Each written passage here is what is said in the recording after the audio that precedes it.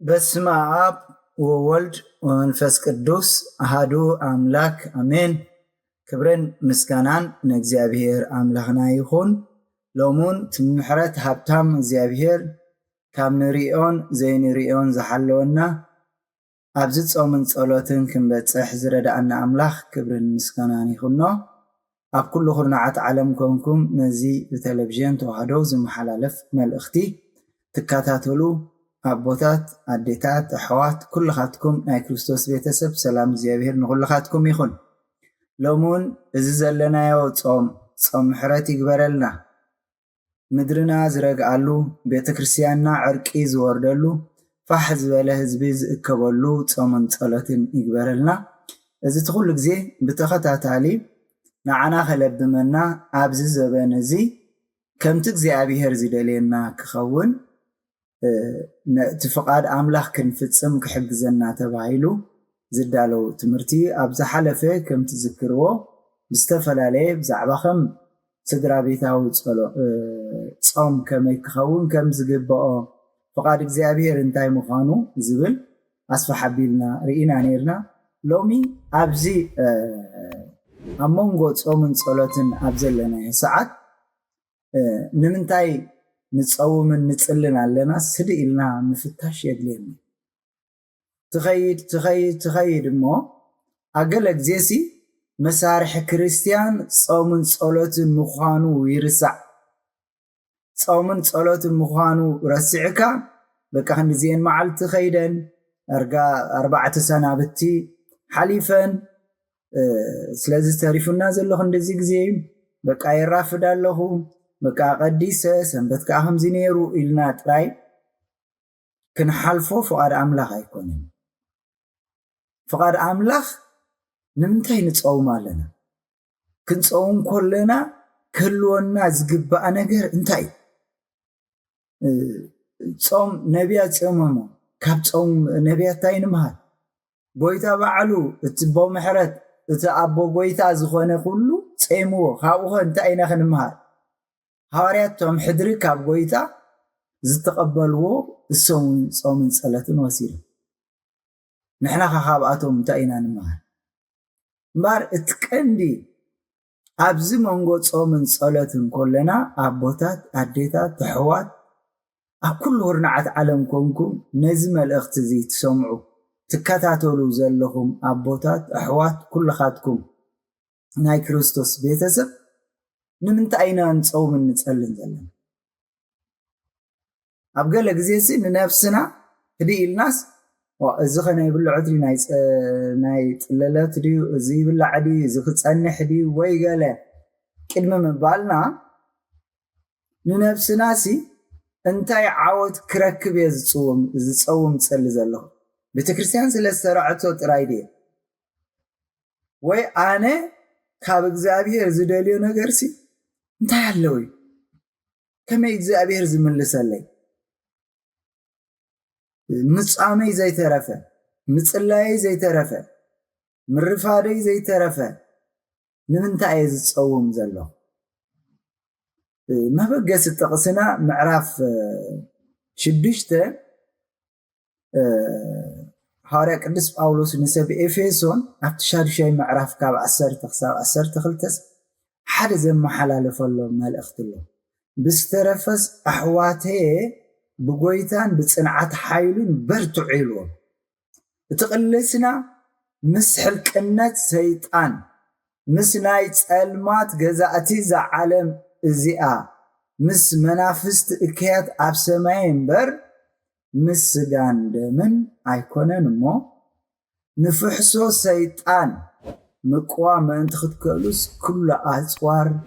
ኣምላኽ ልበሱ። ሕጂ ታሕቶና ንፅርት እያ ንምንታይ ኢና ንፀውም ንፅሊ ዘለና ኢልና ንነብስና መዓልታዊ ጥራይ ዘይኮነ ኣብ ነብሲ ወከፍ ደቃይቕ ኣብ ነብሲ ወከፍ ካልእ ኣብ ነብሲ ወከፍ ደቃይቕ ከይተረፈ እንታይ ዝገብር ዘለኹ? ምስ መን እየ ዝገጥም ዘለኹ? ኣፅዋረይ ሒዘ ኣለኹ መፃርርቲ ከም ዘለኒ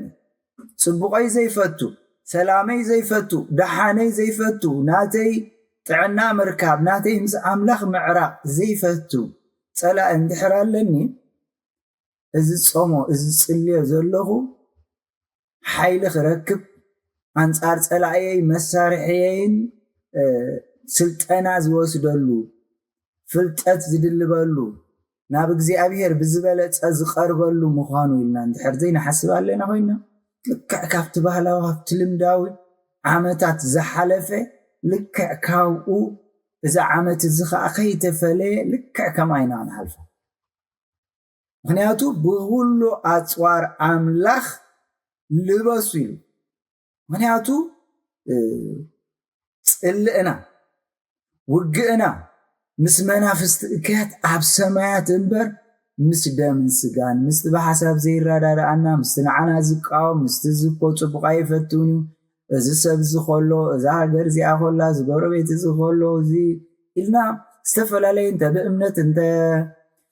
ብፖለቲካ ይኹን እንተ ብስድራ ይኹን እንተ ብሓዳር ይኹን እንተ ብዝምድና ይኹን ሓደ ሰብ ጥራይ ኣብ ኣእምሮና ፀላኢና ክፉእና ዝሓስብ እናሓስቦ ኣይኮነ። ሎሚ ኣብዚ ፆምን ፀሎትን ህድእ ምባል የድልየኒ መሳርሒ ኣፅዋረይ ምሳይ ኣሎ ዶ ንምንታይ ኢኸ ኣፅዋር እዚ ዝለማመዶ ኣብ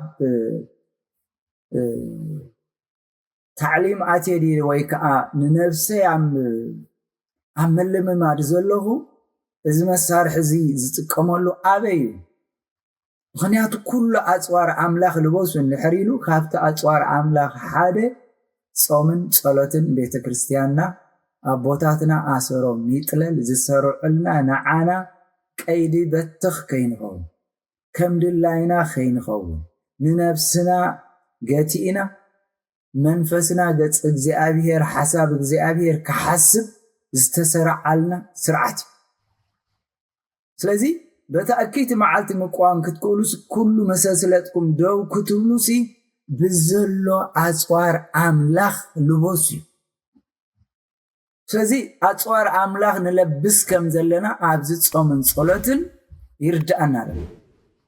መዓልቲ ክኸይድ ከሎሲ ከም ልምዲ ከም ባህል ከምዚኣ ጥራይ ደይኮነ ጉያ ዘይኮነሲ ምስ ኣምላኽ ትማኸር ከም ዘለኻ ኣብቲ ሓሳብ ኣምላኽ ኣቲና ከም ዘለና እግዚኣብሔር ዝደልዮ እንታይ እዩ? እቲ ሰራቂ ዝኾነ ፀላኢ እቲ ብጀካ ክሰርቅን ክሓርድን ከጥፍእን ኢሉ ዝመፅእ ካልእ ቁም ነገር ዘይብሉ ሰይጣን ፀላኢና ሰባት ኣልዒሉ ፈተውቲ ልዒሉ ንቤተ ክርስቲያን ዝህውኽ ንሃገር ዝህውኽ ንስድራ ቤታት ዝህውኽ ንፈተውቲ ዘባእስ ኣብ ስራሕና ኣብ ናብራና ኣብ ዕለታዊ ሂወትና ዝቃወመና ፀላኢ እንስዕረሉ ምፃምና ምፅላይና እቲ ንፆሞ ዘለና እንተዘይተረዲእና ከንቲ ፀላኢና ሞሲ ዝደሊ እንታይ ትገብር ከም ዘለኻ ኣብ ፆም ከም ዘለኻ ካብቲ ካልእ ግዜ ዘይተፈለየ ኖርማል ኮንካ ክትነብር ኣራፊድካ ኣለኻ ፅቡቕ ኣቐዲስካ ኣለኻ ፅቡቕ ትፆም ኣለኻ ፅቡቕ ቤተክርስትያን ትኸይድ ኣለኻ ፅቡቕ ተንብብ ኣለኻ ኢሉ ሓሳብና ሓሳብ ሰማይ ከይከውን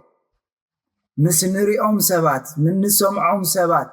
ኣብ ህልኽ ክንኣትው ዘይኮነሲ ነቲ ብድሕሪኦም ኮይኑ ዝደፍእን ክፉእና ዝሓስብን ፅቡቕና ዘይደልን ፀላኢና ደኣ እምበር ካልእ ዕጥቂ ከም ዘይብልና ንምንታይ ንፀውም ንምንታይ ንፅሊ ተዘይተረዲእና ተዓዊትልና ኣሎ ማለት كنت زخونه ويان خيد علينا ማለት ዲያብሎስ እትመጻሩትኩም ኢላ ሐዋርያ ቅዱስ ጴጥሮስ ዝውሕጦ ደሊ ከም ዝጓዝም አንበሳ ኮይኑ ይዘውር አለሞ ተጠንቀቁን ነው ኩል ግዜ እኮ ንቁሕ ጥንቆቅ ክትኮኑ ዝባካ ዘይትፈትዎ ናኻትካ ጽቡቕ ዝበኣሰካ ወይ ገለ ሰብ ተሎ ኩል ግዜ ክመጽእ ከሎ ጥንቀቀሉ በይኸይድ እንታይ ይገብር እዚ ጸላኢ ኻይ ጽቡቕካ ዘይፈትውና ብስጋ ከም ንሓስቦ እዚ ከዓ መንፈሳዊ ውግእ ከም ዘለና እቲ መሳርሕና እንታይ ምዃኑ ኣብዚ ማእከል ናይ ጾምን ጸሎትን ህድእ ኢልና ነፍስና እንተዘይፈትሽና ኣቦታት ኣዴታት ትርጉምና ኸይንሳይ እንታይ ጾም ዘለኹ እንታይ ጽሊ ዘለኹ እንታይ ዝገብር ዘለኹ ምክንያቱ ዲያብሎስ እቲ መጻርርትኩም ዝውሕጦ ደልዩ ከም ዝጓስም አንበሳ ኮይኑ ይዘውራሉ ሞ ተጠንቀቁ እዚ ሓሰራ መከራዚ ነቶም ኣብ ዓለም ዘለዎ ሕዋትኩም ይበጽሖም ከም ዘሎ ፈሊጥኩም ብእምነት ጸኒዕኩም ተቃውሙ ንዓኻትኩም ጥራይ ዘይኮነ ንኹሉ ሕዋትኩም ቤተ ክርስቶስ ሕዋትኩም ዝኾኑ ናይ ሰማይ ዝሓስቡ መገላግልትኩም ንጽድቅ ዝተጸውዑ ንዓቶም ከይተረፈ ይቃወሞን ከም ዘሎ ፈሊጥኩም ንስኻትኩም ንቑሑ ብክርስቶስ ኢየሱስ ናይ ዘለዓለም ክብሪ ዝጸዋዓኩም ጸጋ ቁርብ ኣምላኽ ኩሉ ጸጋ እዩ ቁርብ ግዜ ሓሰራ ምስ ጸገብኩም ንሱ ከፈጽመኩም ከጽንዓኩም ከበርትዓኩም ክስርተኩም ንዘለዓለም ክብሪ ስልጣን ይኹኖ እሞ ኢሉ እቲ መልእኽቱ ይዛዝም ስለዚ እንታይ እቲ መልእኽትና ንምንታይ ንጸውም ከም ዘለና እንተ ዘይተረዲእና እንታይ ዝገብር ዘለኹ ኢልና ንገብሮ ዘለና ግብሪ ከይፈለጥና ንጓዓስ ዘለና ሎሚ ነፍስና ምፍታሽ የድልየና መዓልትታት ምቁፃር ዘይኮነስ ኣብቲ መዓልትታት ኣፅዋረይ ሒዘ ዶ ንጸላእየ ጽቡቕ ገይረ ይገጥሞ ኣለኹ ዶ ውዲቱ ፈልጥ ኣለኹ ዶ ሐዋርያሲ ኣብቲ ወንጌል ማቴዎስ ምዕራፍ 17 14 ክሳብ 21 ዘሎ ዛንታ ንረኽቦሲ እንታይ ኢና ንርኢ ሓደ ወዱ ዝሓመሞ ሰብኣይሲ ሕማም ባርያ ዘሎ በብወርሒ ዝለዓሎስ ሓሰራ ዘጽግቦ ብዙሕ ሳዕ ናብ ሓዊ ብዙሕ ሳዕ ናብ ማይ ዘውድቆ ናብቶም ሐዋርያት መሰምጾስ ምውፁስ እዩ ሕጂ ንጎይታ ምጽእ ምስ በለስ ከምዚ እንድኾይኑ ምስ በሎ ኣታ ዘይእሙን ቄናን ወለዶ ክሳዕ መዓስ ምሳኻትኩም ክነብረ ክሳዕ መዓስ ክዕግዘኩም ኢሉ ጸላእዮም ዘይምፍላጡ ዝዋክኦም ዘሎ ዘይምፍላጡ ኣውግእ ምህላዎም ዘይምርዶ መሳርሒ ብኢዶም ዘሎ እቲ ቀንዲ መሳርሒ ጾምን ጸሎትን ዘይምስተውዓሎም ክገንሖም ከሎ ኣምጻየነቲ ይወድኻ ኢሉ ክእዝዝ ከሎ ሕጂ እዛ ሕቶ እዚኣ ከምቲ ሐዋርያት ብሕት ኢሎም ንጎይታናን መድሓኒናን ኢየሱስ ደቂ መዛሙርቱ ብሕት ኢሎም ናብኡ መጺኦም ስለምንታይ ኢና ንሕና ምውፁእ ዝተሰኣነና ኢሎም ዝሓተትዎ ኣብዚ መንጎ ጾምን ጸሎትን ህድእ ኢልና ንምንታይ ሕቶ እዩ ዘይምለስ ንምንታይ ቤተ ክርስቲያነይ ዕግርግር ሃገረይ ዘይምርጋዕ ፋሕ ዝበለ ስድራይ ኩነታት ምድረይ ኩነታት ከባቢ ምድርና ናብ ኩና ዝዓድም ሃዋህው ናብ ምንዓዓቕ ኣክንዲ ልምዓትን ሓድነትን ንመጻኢ ወለዶ ዝኸውን ክትቃርሓ እንተ ሓደ ነቲ ሓደ ክትታፋነኖ ንሪኦ ዘለናስ እንታይ እዩ ኢልና ኣብ ጾምን ኣብ ጸሎትን ኣቲና ናብ እግዚኣብሔር ንሓተሉ እምበር እቲ ፖለቲከኛታት እቲ ምድራውያን ዝብልዎ ትንተና እሱ ይኮነን ዘድሊ ዘሎ ጎይታ እንታይ ኮይና ኢና ነዚ ጋኔን እዚ ምውፃእ ሲኢናዮ ዘለና ምስ በልዎ እምነትኩም ስለ ዝጎደለ ኣቦታት ኣዴታት ኣሕዋት ክንዲዚ ዝኣክል ቤተ ክርስቲያናት ክንዲዚ ዝኣክል ገዳማት ክንዲዚ ዝኣክል ኣብ ምድሪ ሓበሻ ዘሎ ብጾምን ጸሎትን ኮይና ነዚ ኩሉ ዕንወት ነዚ ኩሉ ምፍልላይ ነዚ ኩሉ ውግእ ተማህሊልና ከነቁሞ ዘይምኽኣልና ንቤተ ክርስቲያንና ዝሕምስ ንሃገርና ዝሕምስ ንስድራ ቤታት ፋሕፋሕ ዘብል መንፈስ ናይ ሰይጣን ናይቲ ክሓርድ ክቐትል ዝመጽእ መንፈስ ምዃኑ مسارح كريستيان صومن صلوت مخانو كمت إيسوس إمناتكم سلاز قدالة بحق قبلكم علىهم كندفر آدرت أكل إمنان تلياتكم نزي كرانزي كابز ألقست بلومو يلقز سعنكم يلا إذا خمز زبالة عليت كنا بزيت صومن صلوت أيوتسن يزبالو بيت كريستياننا إذا تردع مسارحهم حسكم علىهم نقدر فوتي صرف من عقاتن كستو بدحريت الله كستو بقيدميت الله زي كونسي كان دي ابو زلو هانداساي علياي نايت عغرغر زدلي كسرق كحرد كطفء زمص سيطان يتقملوا مهلاو ازي تقندي كنفلطو زغبانا ديو ابز صومن صلاتنكا ازي فليتنا ازي تردينا نفسنا كنفتش يردان أملاخ يردان أمونغو صوبنا إزي كنفلت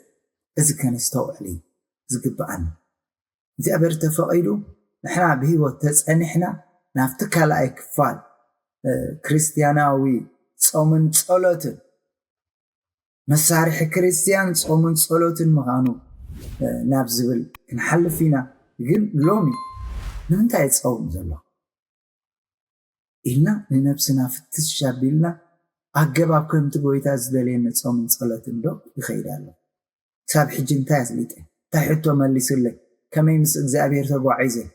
مسوب حق الله خدا زابير زدلي تصوم صلاة الدو تصوم زله زصلى زله كنبل زابير حق زنا نابن نولدن نمنفس قدس المسكانة يكون لو من كل شيء نزل علم